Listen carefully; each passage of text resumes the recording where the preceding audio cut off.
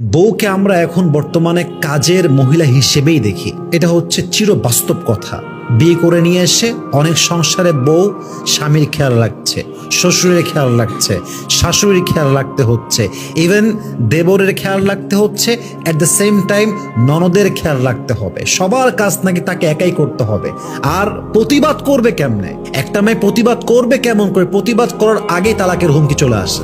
একজন মেয়ে চাইলেও প্রতিবাদ করতে পারে না, বাধ্যবাধকতা, পরিস্থিতি, অপারগতার শিকার সে। আপনাকে কে বলেছে যে ওয়াইফ হচ্ছে কাজের মহিলা? আপনাকে কে কনসেপ্ট দিয়েছে? আপনি বলেন যে ইসলামের অমুক জায়গায় আছে বউকে বিয়ে করবেন জাস্ট বাপ মার খেদমতের জন্য। আপনি আমাকে দেখান না কোথায় আছে কথাটা। বরং তাকে বিয়ে করে আপনি একটা সেফটি লাইফ ইনশিওর করবেন, একটা পিসফুল লাইফ ইনশিওর করবেন। যদি আপনি তাকে বিয়ে করে নিয়ে এসে তার জীবনটা আগের চাইতে আরো বেশি জাহান্নাম হয়ে যায়, তবে তার বিয়ে করার দরকারটা কি? বাপের বাসায় সে ভালো ছিল, কি দরকার ছিল তার বিয়ে করার এই জাহান্নামে আসার জন্য?